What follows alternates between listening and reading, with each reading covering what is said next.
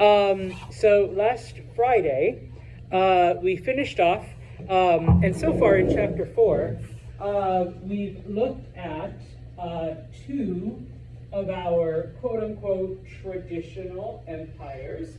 They have a lot of different ethnic groups, they have a lot of different states, and they're big. They go from one place to another.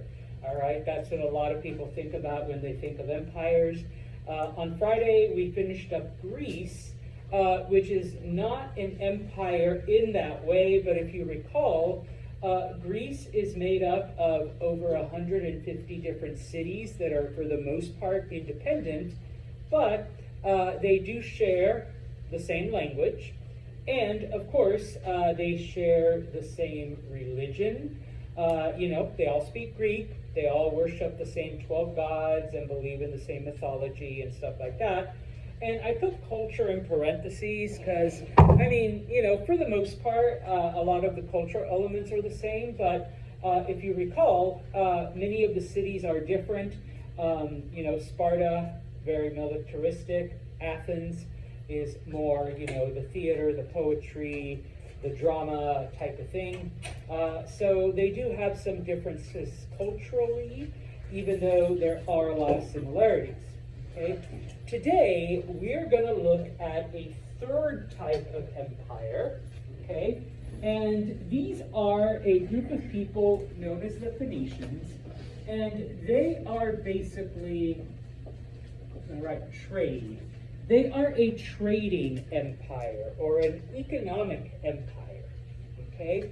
They did not care about expanding or acquiring territory or having the same language or religion as other people, okay?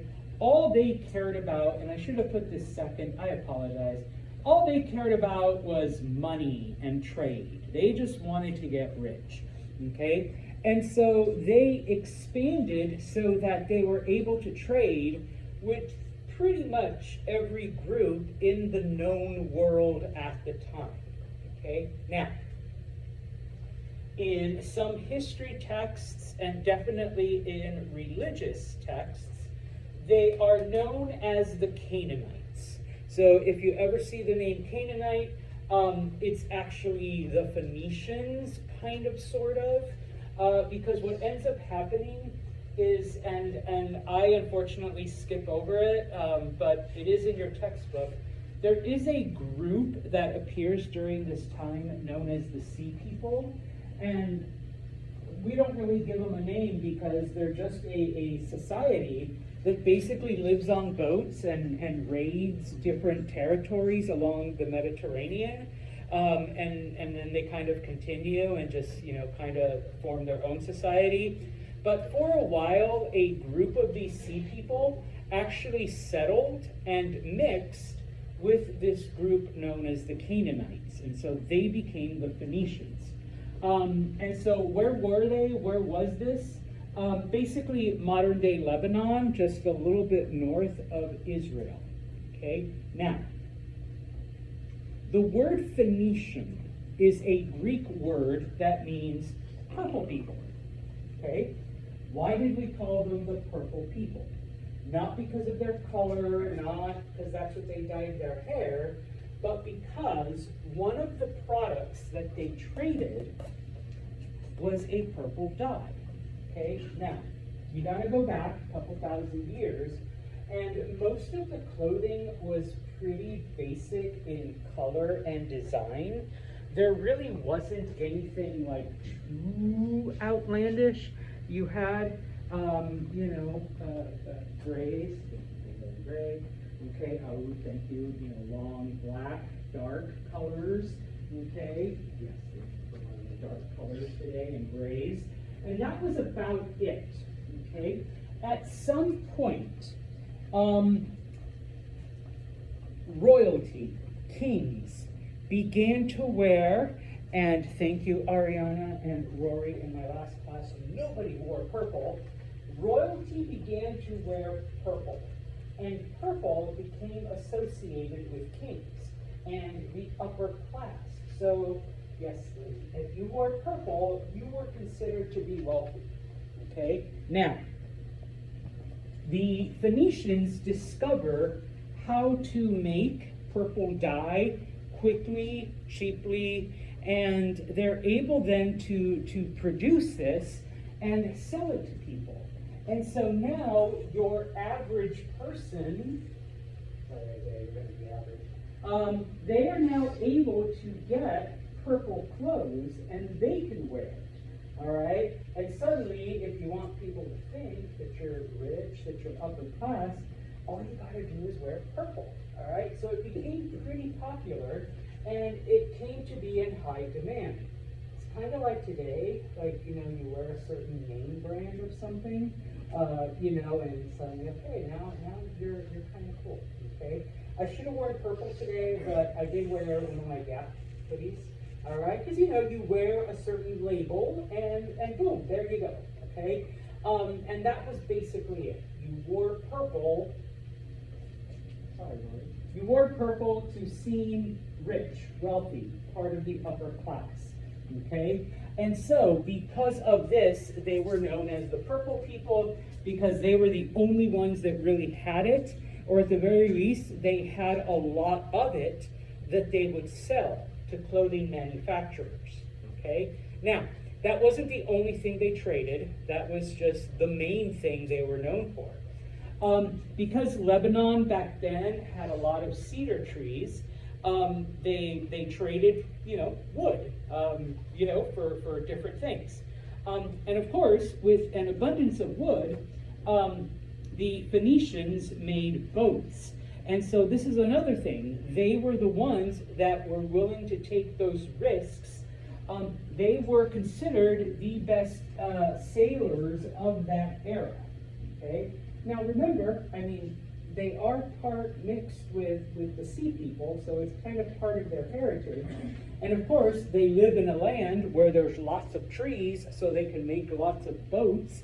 And so pretty much, if they weren't the ones, you know, buying and selling, they could also make money transporting goods for other societies, for the Egyptians, for the Hittites, for all of those people, okay? And so pretty soon, they do establish this trading empire throughout the Mediterranean, which back then was the entire known world, okay? They didn't conquer, they didn't, you know, go to war with anyone. They just established different outposts, and from those outposts, they bought and sold things, and that's all they cared about, okay? We have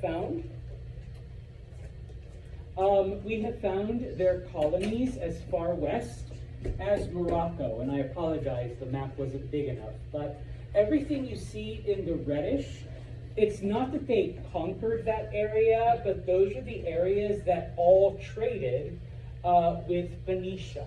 And so here it is. This was their homeland. It was just like this little area here, but they sent boats everywhere, okay? And those boats were filled with different goods, and people bought, sold, traded with them, or they just hired them to send their things to other places. Like I said, they did establish colonies throughout different areas, but they were mostly trading outposts where they could buy and sell things with the locals. All right? Now, yes, they are a trading empire, okay? But the Phoenicians contributed two things to history that have made them famous, and that I am going to ask you on the next exam. Okay, what are the two things that the Phoenicians have contributed, all right, or that made them important to history? Number one of those colonies that they established was the city of Carthage, bless you, the city of Carthage in North Africa. I promise I'll come back. Here's Carthage, right there, okay? It's modern-day Tunisia in North Africa. They established this city, okay, and that is their main trading colony in Africa. The Phoenicians eventually, you know, they get conquered by the Assyrians, by the Persians, by Alexander the Great, etc. So eventually the Phoenicians disappear to history. Okay, but the city of Carthage survives. Okay, and fast forward about 800 years, okay, the city of Carthage actually controls most of North Africa, and they become Rome's greatest rival. Okay, during the early years of the Roman Republic, Rome has to contend with Carthage. Spoiler alert, Carthage loses. Rome eventually conquers Carthage and is able to take over most of North Africa. Okay, so number one, most important thing to history, okay, and this is the lesser one, and that is the establishment of the city of Carthage. Okay, now, some of the things that the Phoenicians traded back and forth. We already talked about timber, the wood from their homeland, and of course the cloth, the dye. Okay, what color was the dye? Purple. Sometimes students put purple dye or purple clothes as their greatest contribution. I would accept that as a minor. I'd give you like half credit, okay, because it was important, all right, but it wasn't history altering the way the city of Carthage and the next thing became. Okay. In addition to those main things, glass, wine, copper, ivory, all of these things were basically either bought and sold by the Phoenicians, or other societies would hire the Phoenicians to transport it for them, because remember, they were the best sailors and they had the best boats, to transport it to different areas. Okay? Now, number two, and probably the greatest contribution that the Phoenicians made to history, and something that we still use today, was an alphabet-based writing system. They came up with their own writing system.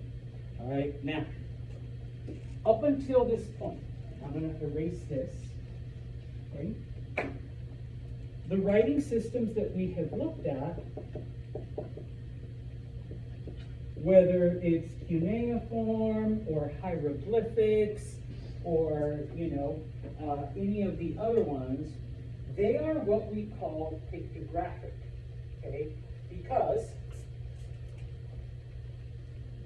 you draw a picture, and the picture either represents a thought or a sound, and you put all of those together, okay? And somehow you come up with something, okay?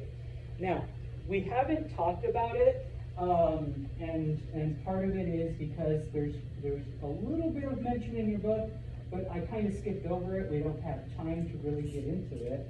There's another form of writing system called ideograph or ideographic. Oops, I need a PH there.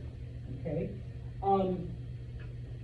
That would be some of your Asian languages where you have either a picture or a symbol, and each one represents a word.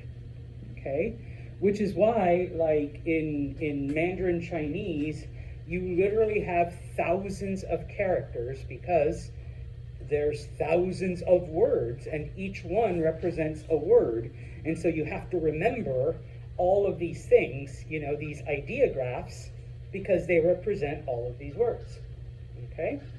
Well, the Phoenicians came out with a system, and we actually called it phonetic. Okay? Named after the Phoenicians, phonetic. What is a phonetic writing system? Well, you have a symbol, and that symbol represents a sound. And you put those symbols together, and those sounds create a word. Okay? The Phoenician alphabet had 22 symbols. We call them letters. Okay? how many symbols or letters does the English alphabet have? 27. 26. Okay. 27 is Spanish. All right. Ah, Yes, I that's know. why I got confused. Yes, I know. You just had Spanish class and I taught it. All right. So yes, Spanish has 27. English has 26. Phoenician had 22. Okay. What is a phonetic system?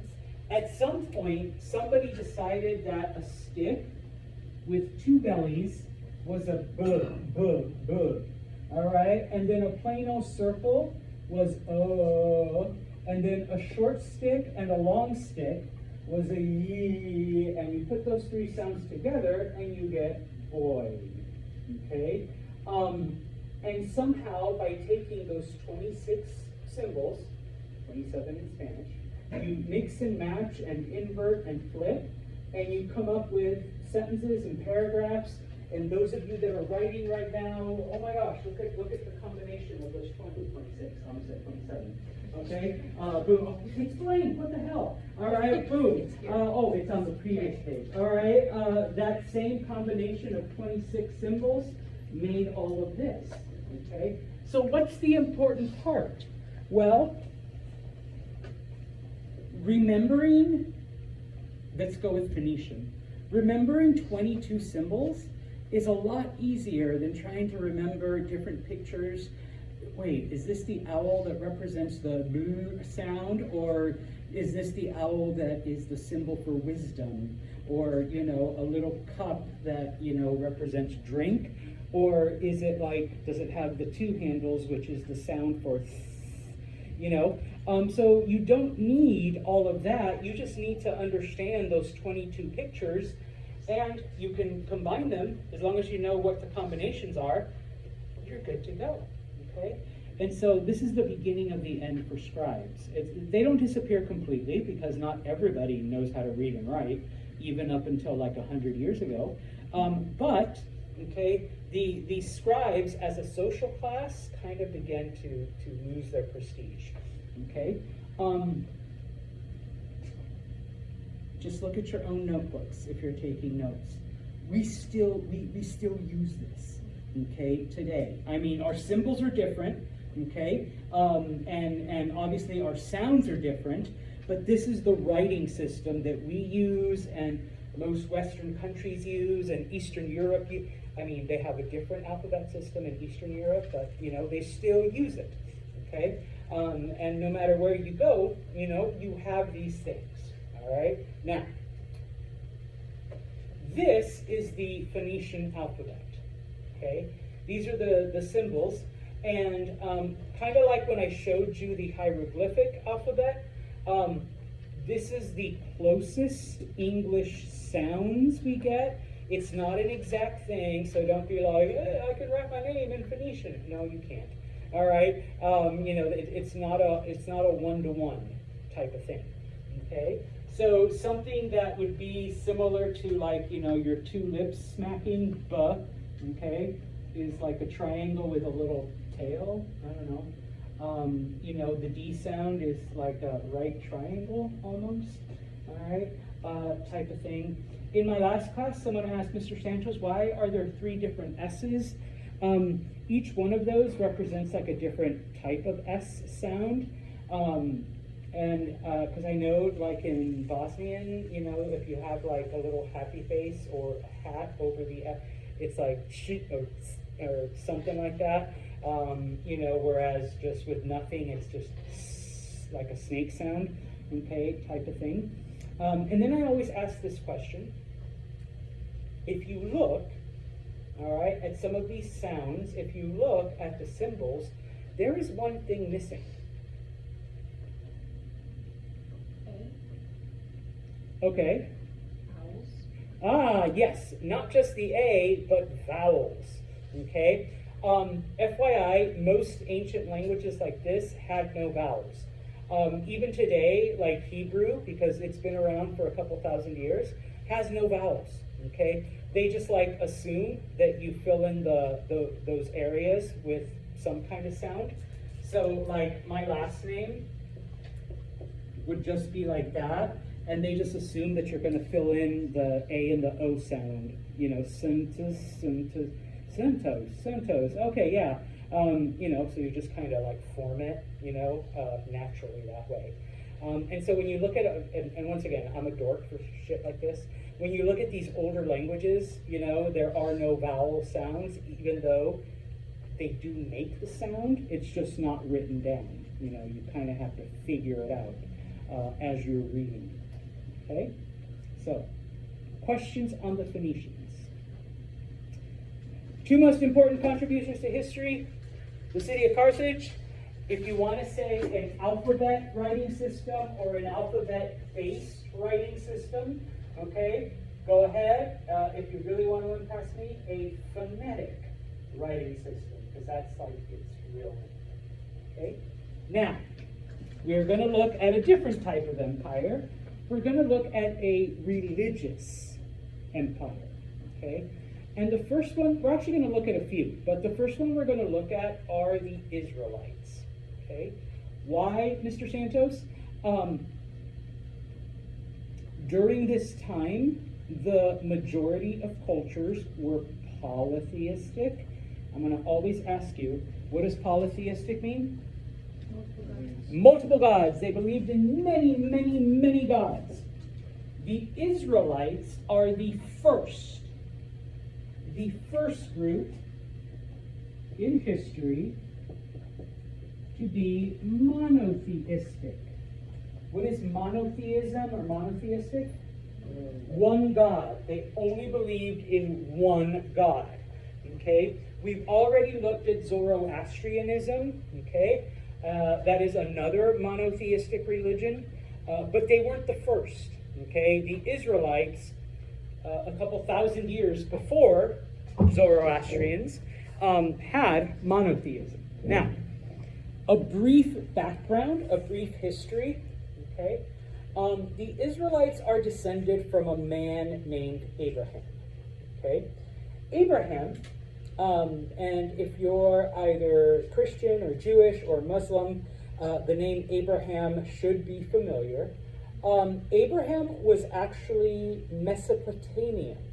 Okay? He comes from that first society that ever existed. He was a resident of the city of Ur. And during one of those droughts that occur, he and his family left in search of a better life. Okay? They end up in the area that today is called Palestine, but somewhere south of Lebanon, somewhere in right smack in the middle of Palestine. Okay? Abraham has kids, Abraham settles, and you know, his family grows, and so we go past about 2 or 3 generations, and his descendants, during another one of the droughts that we have mentioned, his descendants move into Egypt, okay, to try to find a better life, and they, while they live in Egypt, they become enslaved. Okay? They are slaves for a couple hundred years when eventually a man named Moses helps them escape from slavery. And he promises that he'll take them back to their ancestral homeland. All right? And so at some point between the year 1200 and 1000, the Israelites slowly, your textbook actually writes settled, but they conquered the area. They conquer the area that is today known as Israel. Okay? And they settle in the area. Okay? Now, once they have eliminated the other groups that lived there, they form a kingdom. Okay? Just like the other societies. Their capital city is the city of Jerusalem, which still exists today. And I'm not going to get into all of their kings and whatnot, but one of their most important kings, or at least for our purpose here, was a man named David. If you've ever heard the story of David and Goliath, same person. okay? Except that the whole killing Goliath happened when he was young. As a king, he's like much older. It's like, 15, 20, 25 years later. All right? Now, David dies because all people die, and his son, Solomon, becomes the king. Okay? Because that's how kings work. Oldest son becomes the next king. All right? Solomon is supposedly known for his great wisdom, but it is under Solomon that Israel, as a kingdom, reaches its greatest height, its greatest potential, its greatest power. All right? Under Solomon, number one, because once again, the Israelites are a monotheistic religion, Solomon decides that their God, the God that they worship, deserves a huge temple. So he begins to build a temple for it. Okay? It is under Solomon that he builds up the city of Jerusalem into the, metropolis, into a worldwide city. Now, for back then, of course, it's, throughout the Mediterranean. But today it is still a world famous, a cosmopolitan city. Okay? The other thing that Solomon decides to do is he decides to build a royal palace. Okay? His dad David lived in like a really, really nice tent for a while, and then in a, pretty decent structure, but it wasn't a palace. And Solomon's like, okay, I want a palace like the other kings have. All right? Now, we've talked about this before when we talked about Persia. Okay? When a king or when a government needs money, what is the easiest, quickest, most, direct way of a government raising money from the people?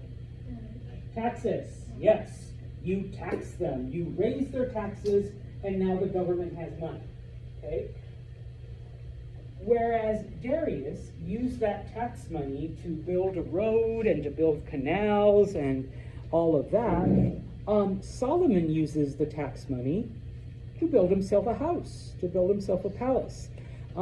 He uses tax money to build a temple, which, that the people are like, all right, yeah, because it's for God, it's for our religion, we can deal with that, okay?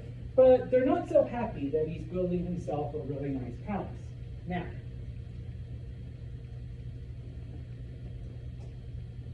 one thing about Solomon is that he does, in fact, marry about 700 women, okay? And you think, McCoy's already, his head just blew up.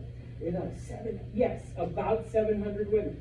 Okay? Now, just to give you a quick, historical background, marriage for love is a relatively new thing historically. Okay? It's not like, oh my God, I saw this really cute guy or this really cute girl, and now I feel weird, and my stomach, and I can't eat, and I want to see them all the time, and all that weird shit. Yes, I'm bitter.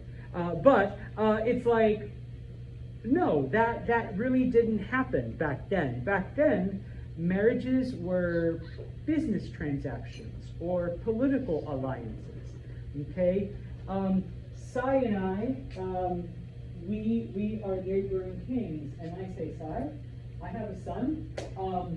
How about you married your daughter, and now our kingdoms are allies, because, my son married your daughter, and, our grandkids will be, and he says, okay. And so we marry them up. It doesn't matter if they don't like each other, or, oh my God, he's gross, or, ooh, she's ugly.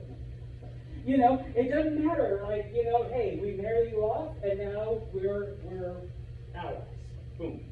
Okay? Or when it comes to being a business transaction, a young man sees, a cute girl, so you go to the dad and say, I will give you 8 cows, 3 chickens, and 4 goats for your daughter. And the dad's like, make it 8 goats and 15 chickens, and you got yourself a deal. And so young man brings all of that here's your wife, get her out of my house, and I have like 10 cows and all these goats, and woohoo, type of thing. Marriage for love, no. Okay, and so, I'm sure Solomon loved women. I'm not going to say loved these women, but I'm sure he loved women. But it was mainly to form an alliance, okay, with these different areas, okay? With all of these women, can Solomon just go out and get a job and support them? No, he's the king. What is he going to do? He's going to raise the taxes on the people, because that's how he gets his money, all right? So, and we love taxes, right? Especially if they're paying for the king's wives, okay? And his house. Oh, don't forget the temple. The temple, that's for God. And be like, okay, God's okay. All right? But not the king's house and the king's wives. Okay, you guys can do those too. All right? So the king's wives, people are like, yeah, that's right. They're like, no, we're not going to pay for that shit. Okay? And so, yeah, the people were angry. Okay? Now, nothing happens until after Solomon dies. Okay? First off, who's going to be the next king? Because he has that many wives, he has a huge number of children. Which one of his sons will take over? So there is a dispute. Eventually, they do decide on one of Solomon's sons, and Solomon's son is like, oh yeah, I'm going to keep doing what my dad did. We're going to build a big palace, we're going to build a temple. I need to support my mom and all of my stepmoms or half moms or just, I don't know who they would be to him, sister moms. We got to support them all right? And so basically what ends up happening is Israel divides up into two kingdoms. It splits, okay? We have the northern kingdom, and they keep the name Israel, okay? The northern kingdom basically is independent until the year 721. In 721, Assyria, all right, we've already talked about them. Assyria conquers them, okay? And remember, the Assyrians, once they conquer Israel, they take the people, they move them to Assyria. I'm sure lots of them lost their thumbs and their toes along the way, but they are integrated, they are absorbed. The Israelite women are, forcibly married off to Assyrian men, so that over the space of about 2 or 3 generations, the people of Israel basically have disappeared, okay, because they've been absorbed by the Assyrians. Now, I know some of you may not believe it, but I was actually raised religious, and when we would have like lessons on the lost 10 tribes, I always pictured it was like a group of people that are like, we're lost, where the fuck are we? Like, how do we get home? We call them that because they are lost to history, okay? They have been absorbed, or they were absorbed by the Assyrians, and so they're now gone. They're, I'm sure their DNA is still out there, but they're pretty much gone, okay? The southern kingdom. This is the one that Solomon's son takes over.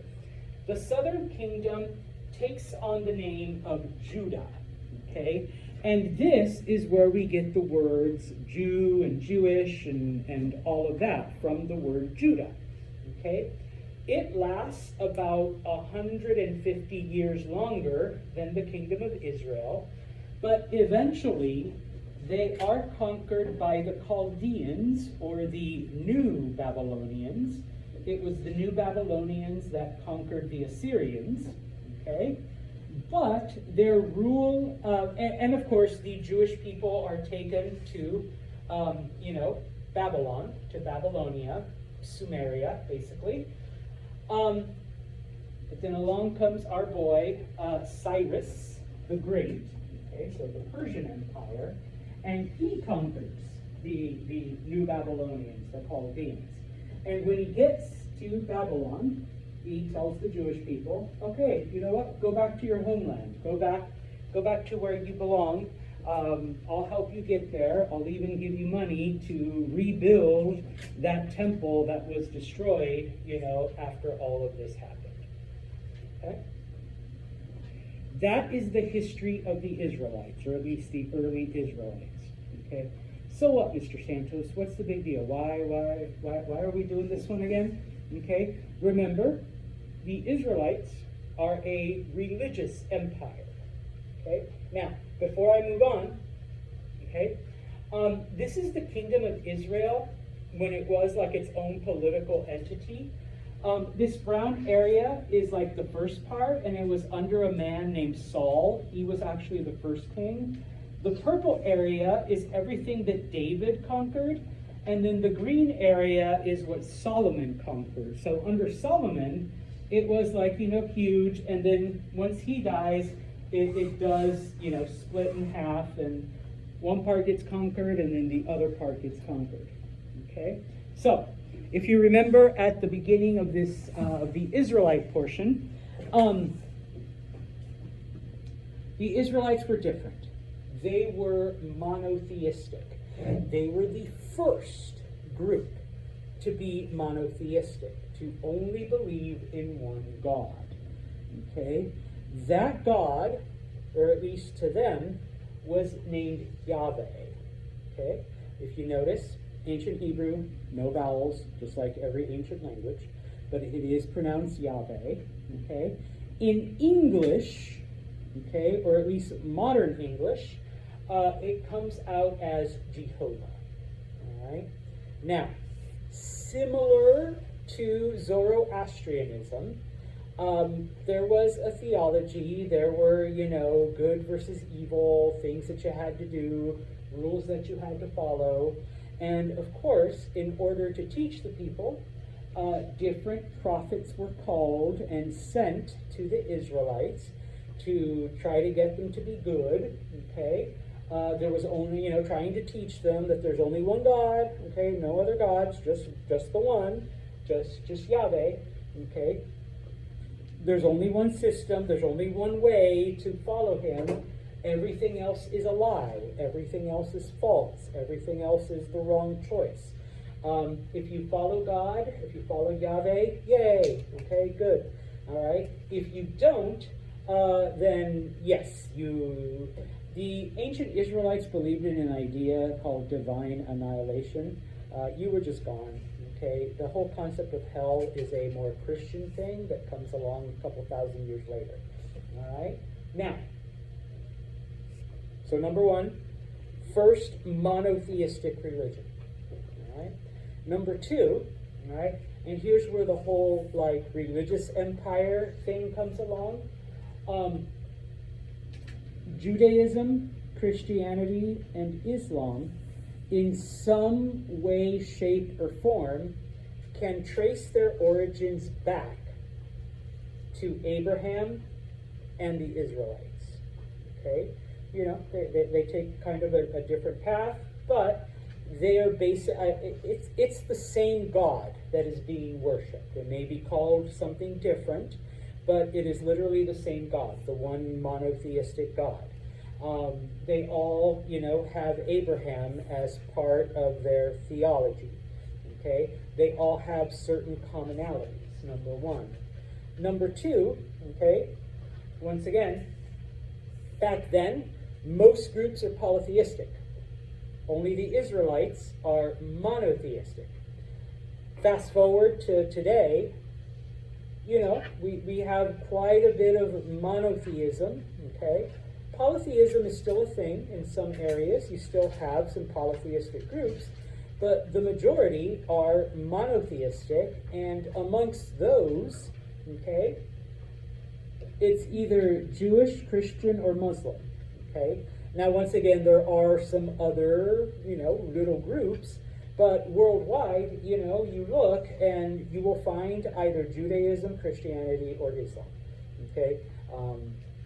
And so, that is the heritage of the ancient Israelites. Okay? Questions, comments? All right. The last group we are going to look at today and that is India. All right? Now, India, and I erased them, I apologize.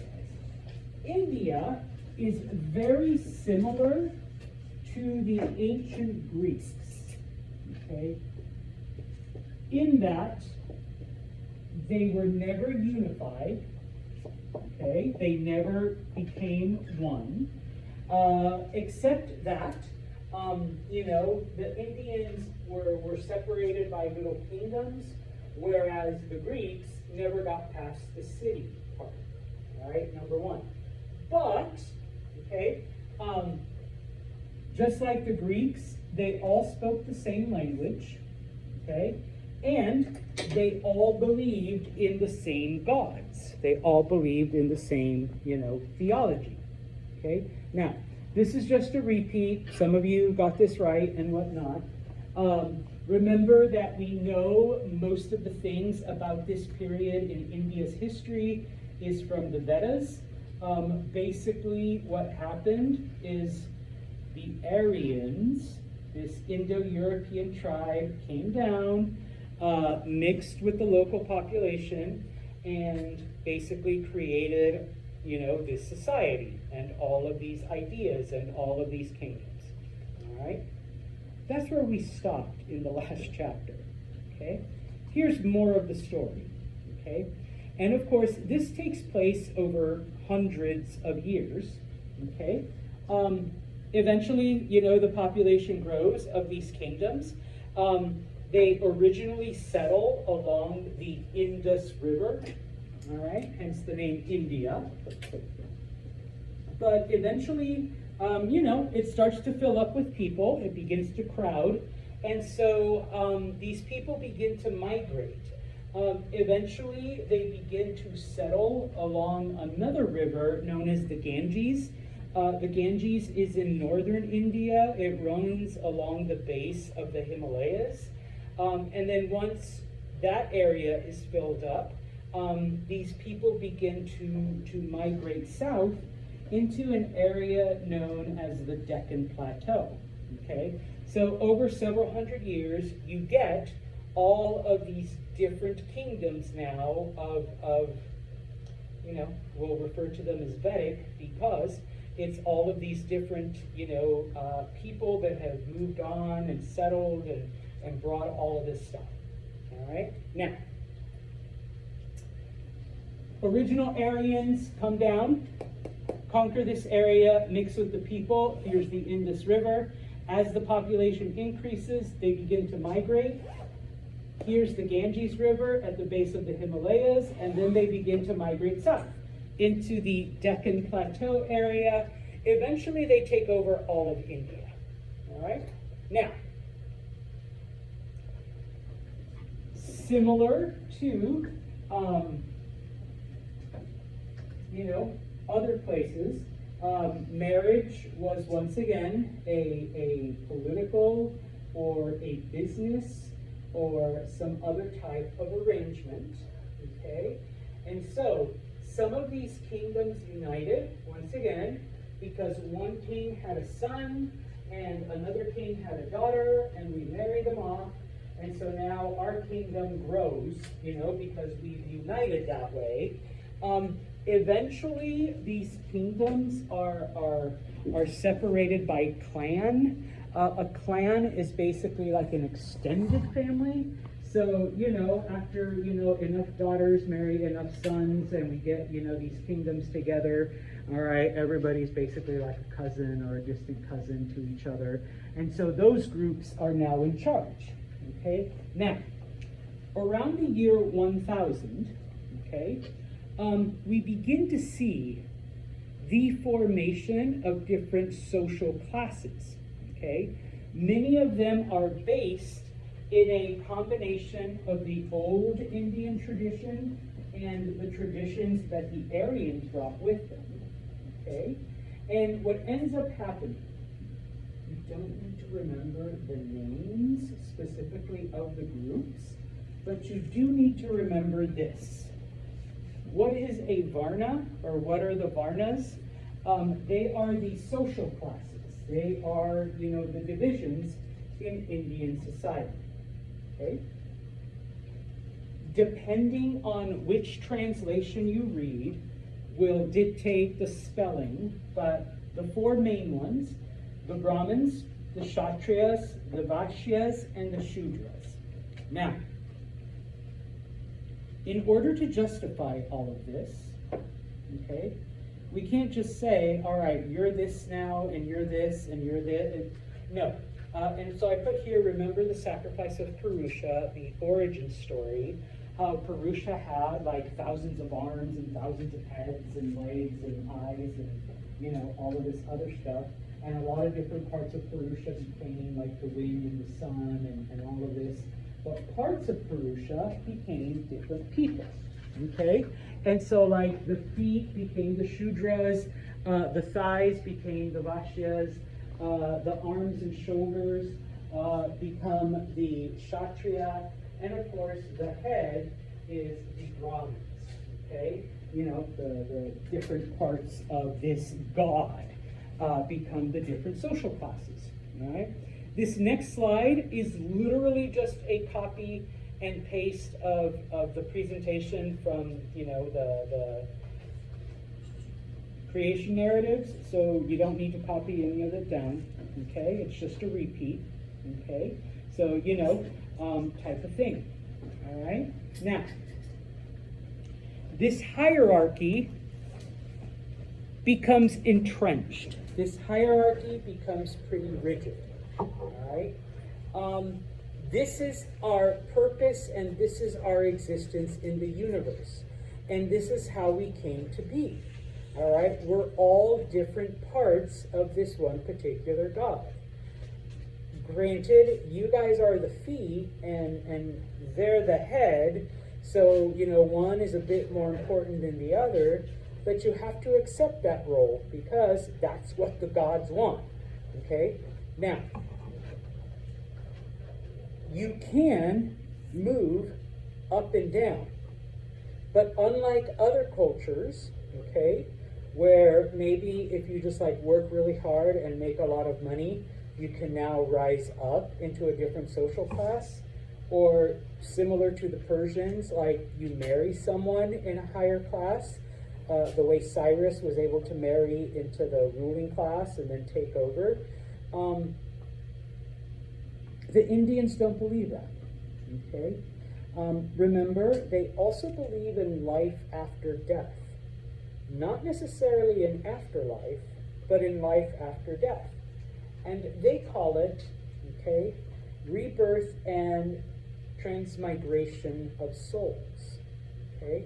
What does that mean? Well, in simple terms, reincarnation. When you die, your soul enters another body. Okay? If you have been a good, whatever social class, in this case a Shudra, the feet of Purusha, okay, in your next life, you will reincarnate in the next level, okay? And you live your life, and if you have been the best, you know, whatever, then in your next life, you reincarnate at the next level, okay? If you've only been average, you might stay in this class in your next reincarnation, or if you've been like the worst farmer in the world, okay, then you might even get bumped back down, okay, type of thing. And so, I promise I'll come back to this, but just to show you the statue, okay, members of the Brahmins were like the priests and the intellectuals. The Kshatriyas were the warrior class or the administrators. The Vaishyas were, you know, the businessmen, the people that made things, the blacksmiths, whatever. And then, of course, at the bottom, the Shudras were the manual laborers, and of course, the farmers, and like the goat herders, and the people that worked out in the dirt and whatnot, okay? And so, that's how you obtained eternal life, by continually, like, you know, you moved up, or maybe you stayed in the same, or, but continually living, dying, and reincarnating into a different, thing. And the priests, you guys can be the priests now, all right? They would be like, yeah, we're the best because, we've lived all these different lifetimes and we finally made it to the top. And of course, you're at the bottom, you're the feet, you're the Shudra, you're the manual laborer. Keep working hard, and maybe in 4 or 5 or 6 lifetimes, you move up into a higher position. All right? So, like I said, similar to the Greeks, they spoke the same language, and in all of the kingdoms, this was the belief, amongst all the people. In the next chapter, we actually talk about how that changes. But on Friday, we will look at China. All right?